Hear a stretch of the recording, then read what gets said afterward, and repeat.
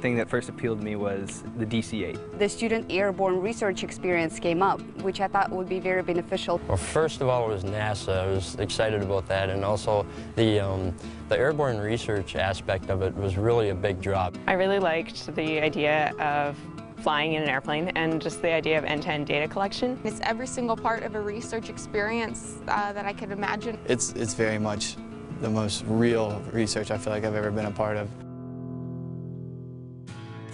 SARP was created to train and inspire the next generation of Earth system scientists and engineers.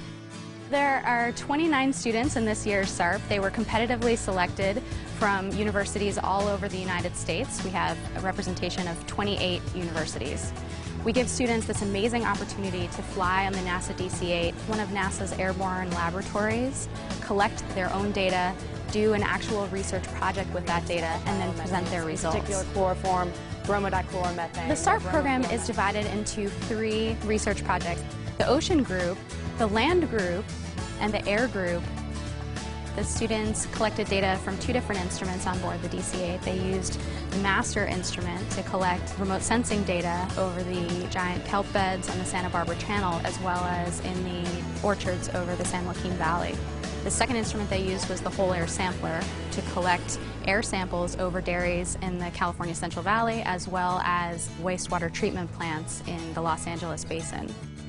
I am a first-year graduate student studying meteorology, and I'm a part of the air group. And my research in particular for this project was on pollution transport in the LA Basin. There's 10 of us in the air group, and whole air sampling is usually a two-man job. Well, we all kind of being ambitious, we're like, well, we can make this better. So we each had our own task. So there's 10 people working together. We did something kind of new where we did a missed approach over LAX. So we had really high frequency samples going into LA and coming out. So we got a really good vertical profile of the air quality over LA. And I mean, when it was done, it was really a very interesting reaction.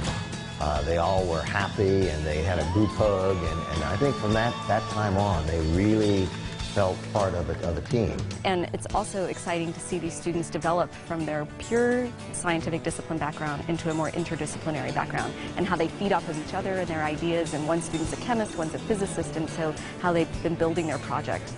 We really try to get the students to tell us, what do they want to work on. And so we give them some ideas, and then they just kind of run with it. And the idea is that by the end of their project, that they've got something that they've moved way beyond anything that we can do. I double majored in chemistry and physics, but I specifically picked the ocean projects and atmospheric corrections so that I could learn more about the computer programming and the software skills. And what I really liked is because besides being on the airplane, taking the data from the airplane, we went out into the field in Santa Barbara Channel on the boat, and we took measurements from the boat with different instruments. Getting actually out on the water and seeing big schools of dolphin right next to the kelp bed, and just driving right through the kelp and dipping my instrument in and figuring out and comparing that data and actually find good correlations between the field data and the actual data that I took up from the DC-8, and creating a project that's uniquely my own. And I'm applying all this stuff to it that I've learned here, and with all this image analysis, it's completely my own project.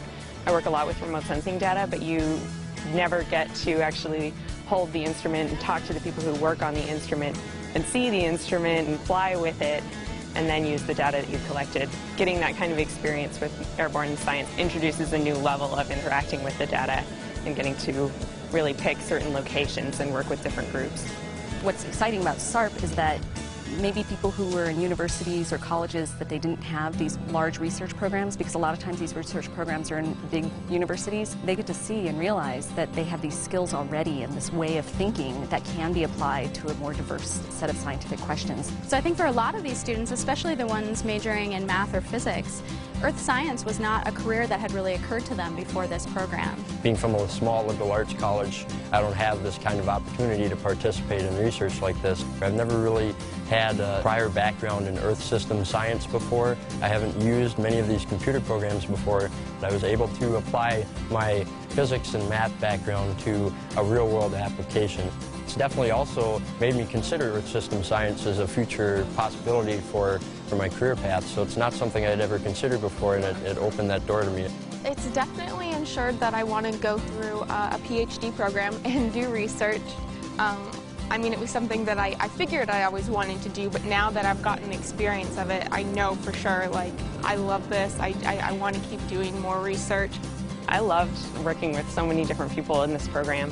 There are people from all different schools, there are people from all different states, and there are a lot of different backgrounds brought together. There are people working on physics and astronomy, and I definitely learned a lot from working with kind of different branches of science. I've never really seen any program that offers all three stages of the whole, I guess, scientific experiment.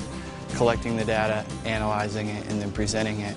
And there's so many little details that go into gathering data that people might think is just, oh, we go out, we fly in a plane, you grab stuff. It's not that easy. There's a lot of flight planning involved, a lot of small details, and you learn a little bit of everything. It's a very broad experience. You come away with a broader perspective on science.